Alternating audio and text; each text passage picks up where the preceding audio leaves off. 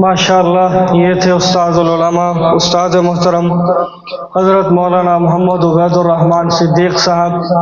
جو اپنے خیالات کا اظہار بھی فرما رہے تھے اور واعظ و نصیحت بھی فرما رہے تھے۔ اب میں بلا تاخیر دعوت خطاب دوں گا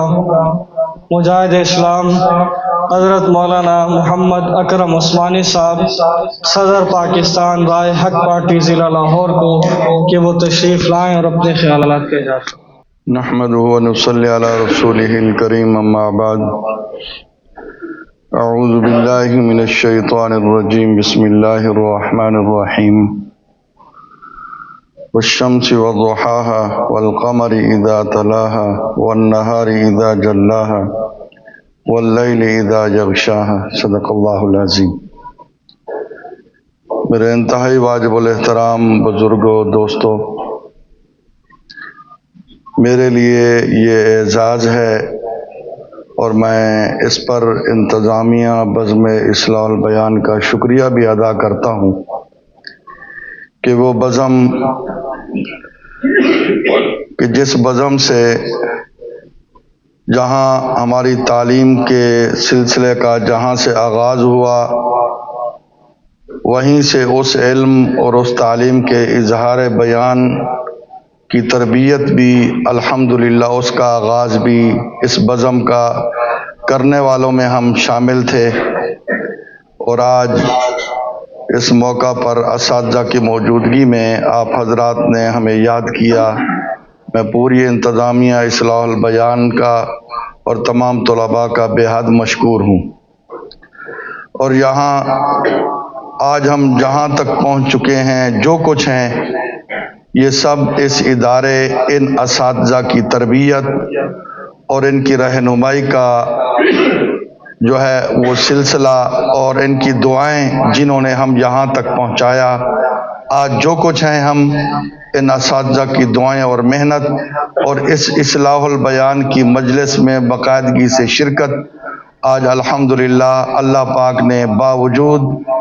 علمی طور پر کمزوریوں کے، عیوب کے، اللہ پاک نے بہت سی عزتوں سے جس کے ہم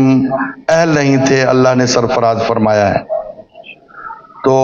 میں آپ حضرات کا اس پر شکریہ بھی ادا کرتا ہوں، اور آپ حضرات سے یہ درخواست بھی کروں گا، اس کو آپ معمولی نہ سمجھیں۔ یہ وقت خواہ آپ کے تعلیم کے دوران کا ہو یا چھٹی کے دن شام کو اس بزم اصلاح البیان کا وقت ہو، اسے معمولی نہ سمجھیں، یہ بہت قیمتی وقت ہے۔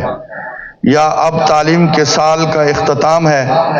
اور چھٹیاں، اور پھر اس کے بعد رمضان المبارک کے بعد تعلیم کے سلسلے کا آغاز ہوگا۔ ان چھٹیوں کے اندر جو اوقات ہیں، انہیں غیر معمولی سمجھ کر انہیں ضائع مت کیجیے۔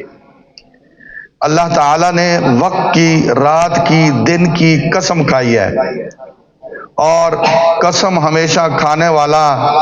جس چیز کی قسم کھاتا ہے اس کی اہمیت کو مد نظر رکھ کر اس کی قسم کھاتا ہے۔ تو میرے بھائیو، یہ وقت بہت قیمتی ہے۔ آج ہمیں پچھتاوا ہے کہ اگر ہم اس وقت اپنے اساتذہ کی اس محنت کی قدر کرتے اور اس وقت محنت کرتے، آج جہاں پر ہیں ہو سکتا ہے اس سے بہت آگے ہوتے اور بہت سی عزتوں سے مزید اللہ تعالیٰ سرفراز فرماتے، اور بہت سی ترقیات ہمارا مقدر بنتی۔ آج اگر ہم آگے مزید نہیں بڑھ سکے تو اس میں وقت کی ناقدری ہے کہ ہم نے اس کی ناقدری کی، اس کی اہمیت کو نہ سمجھا، آج ہم وہاں تک نہیں پہنچ سکے۔ تو اس لیے آپ نے اس وقت کی قدر کرنی ہے، اساتذہ کا احترام کرنا ہے، اور یہ علم، اس علم کو ہم نے معمولی نہیں سمجھنا۔ ایک بات میں پڑھ رہا تھا غالباً ادب کے اور اسی طرح لغت کے ایک بہت بڑے امام گزرے ہیں، امام اسماعی کے نام سے مشہور تھے، عبد الملک ان کا نام تھا۔ یہ تعلیم کی غرض سے ملک شام میں ایک علاقے میں تشریف لے گئے، اور انہوں نے ایک کمرہ کرائے پہ لیا اور بصرہ کے اندر، اور کمرہ کرائے پہ لینے کے بعد مختلف فن کے جو ماہرین تھے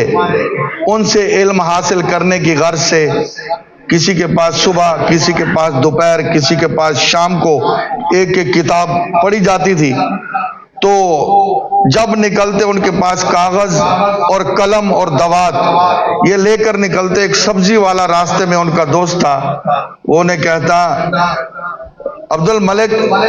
کیا کرو گے، یہ تمہارا علم، یہ کاغذ اور سیاہی، اس کاغذ کو پانی میں ڈالو، پانی کا رنگ بدل جائے گا، یہ علم مٹ جائے گا،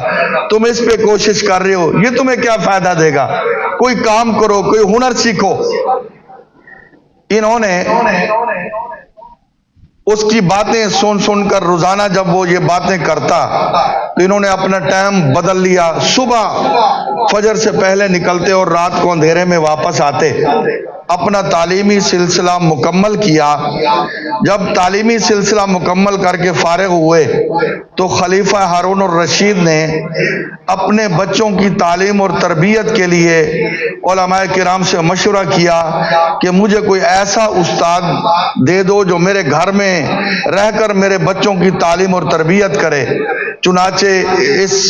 امام صاحب عبد الملک صاحب کی ذمہ داری لگائی گئی، انہوں نے ان بچوں کو پڑھانا شروع کیا۔ جب خلیفہ ہارون الرشید کے بچے انہوں نے تعلیمی سلسلہ مکمل کیا، دو بیٹوں نے، تو انہوں نے ایک تقریب رکھی جس کے اندر بہت سے لوگوں کو بلایا اور لوگوں نے بہت سے تحائف ان کے بیٹوں کو دیے۔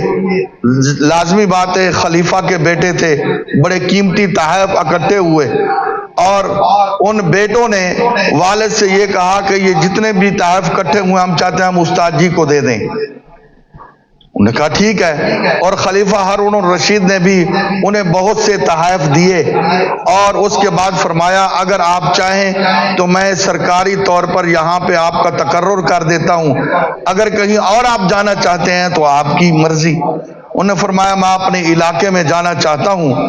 بصرہ میں، لیکن میں چاہتا یہ ہوں کہ میں جب جاؤں تو میرے لیے ایک اعزاز یہ ہو کہ سرکاری پروٹوکول میں وہاں جاؤں اور وہاں پہلے بتا دیا جائے۔ اصل وہ اس کو بتانا چاہتے تھے۔ وہ فرماتے ہیں جب میں سرکاری پروٹوکول میں نکلا تو وہ سبزی فروش ایک شخص میرے پاس پھٹے پرانے کپڑوں میں آیا اور مجھے آ کے کہتا ہے عبد الملک کیا حال ہے؟ میرا ہاتھ پکڑ کے میں نے ذرا غور سے دیکھا تو وہی سبزی بیچنے والا جو مجھے تانے دیا کرتا تھا وہ۔ میں نے اس سے کہا ہاں سناؤ تمہارا کیا حال ہے؟ تمہاری تو دکان تھی، یہ تمہارا حال کیسے؟ تم تو کاروباری آدمی تھے، بڑے ذہین اور فطین تھے۔ اس نے کہا حالات نے بدل دیا ہے، غربت نے میرے گھر پہ ڈیرے ڈال لیے ہیں۔ تو اس امام عبد الملک رحمت اللہ علیہ نے اس سے کہا ارے اللہ کے بندے، تو جس دکان پر بیٹھ کر جس کی اہمیت کو دل اور دماغ میں بٹھا کر مجھے تانے دیا کرتا تھا اور جس علم پر مجھے آر دلایا کرتا تھا، آج اس علم نے مجھے یہ اعزاز دیا ہے کہ دیکھ سرکاری طور پر مجھے پروٹوکول اور عزت بھی دی جا رہی ہے اور خلیفہ جو ہے وہ بھی میرے ادب و احترام میں کھڑا نظر آ رہا ہے۔ یہ کیا ہے کہ مجھے یہ ساری عزتیں میرے اس علم نے اور وقت کی قدر نے اور اس وقت کی اہمیت کو سمجھ کر اسے ضائع کیے بغیر میں نے اس کے ساتھ وفاداری کی اور اس کا حق ادا کیا۔ آج اللہ نے مجھے ان عزتوں سے سرفراز کیا ہے۔ میرے بھائیوں، یہ وقت بہت بڑی غنیمت ہے اور یہ اساتذہ جنہیں اللہ تعالیٰ نے بہت سی صفات سے مزین کیا ہے، خدا کی قسم آپ نے آج قدر نہ کی، ایک وقت آئے گا پھر ہم پچھتائیں گے، لیکن وہ گیا ہوا وقت ہمارے پاس واپس نہیں لوٹے گا۔ اس لیے یہ درسگاہ جہاں ہمیں علم دے رہی ہے وہاں ہماری روحانی تربیت بھی کر رہی ہے، اصلاحی تربیت بھی کر رہی ہے، اصلاح بیان کہ ہم نے لوگوں کے سامنے اپنا معافی ضمیر کس طرح رکھنا ہے۔ اگر علمی طور پر ہم کمزور بھی ہوئے، ہمارا راستہ استادوں سے جڑا رہا، ہمارا رابطہ استادوں سے قائم رہا، ان کی دعاؤں کے مستحق رہے اور ان کی نظروں میں ہم جو ہے مؤدب اور ان کی عزت کرتے ہوئے پائے گئے، ان کے دلوں سے نکلی ہوئی دعائیں خدا کی قسم ہمیں زمین سے اٹھا کر آسمان پہ پہنچا دیں گی۔ اور جو لوگ اساتذہ کا ادب و احترام نہیں کرتے اور اپنی جو ہے علمی ان درسگاہوں سے جہاں سے انہیں انسان بنایا گیا، جہاں سے انہیں عزتیں اور عظمتیں جن کی نسبت کی وجہ سے ملی ہیں، جب ان نسبتوں کو کوئی شخص بھلا دیتا ہے پھر بھی وہ بے وقت اور بے قدرہ ہو جاتا ہے، اس کی معاشرے میں کوئی اہمیت نہیں ہوتی۔ یہ مت سمجھیے کہ ہم جس ادارے میں پڑھتے ہیں یہ چھوٹا سا ادارہ ہے، ہم چند طالب علم ہیں، ہمیں جو ہے بڑے ادارے میں جانا چاہیے، ہم نے یہاں کیا حاصل کیا؟ نہیں، ہمیشہ ایک استاد اور ایک شاگرد جنہوں نے اللہ کی رضا کے لیے، پڑھانے والے نے بھی اللہ کی رضا کے لیے پڑھا، پڑھنے والے نے بھی اللہ کی رضا کے لیے پڑھا، آج میں اور آپ اور ہزاروں مدارس ان کا نام فخر سے لیتے ہیں کہ ہمارا تعلق ان سے ہے۔ تو اس لیے اس کی قدردانی کیجئے،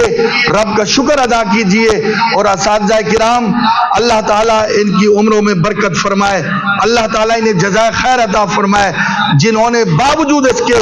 کہ ہم میں ساری کمزوریاں ہیں وہ جانتے ہیں، اس کے باوجود ہمیں اتنا ادب اور احترام دیتے ہیں، خدا کی قسم ہم شرما جاتے ہیں اور ہماری نظریں جھک جاتی ہیں۔ اللہ تعالیٰ انہیں دنیا میں بھی اور آخرت میں بھی بہترین اجر عظیم عطا فرمائے۔ وآخر دعوانا ان الحمدللہ رب العالمین۔ اللہ تعالیٰ اس درسگاہ کو ہمیشہ آباد و شاد رکھے اور اس کے فیض کو عام و تام فرمائے۔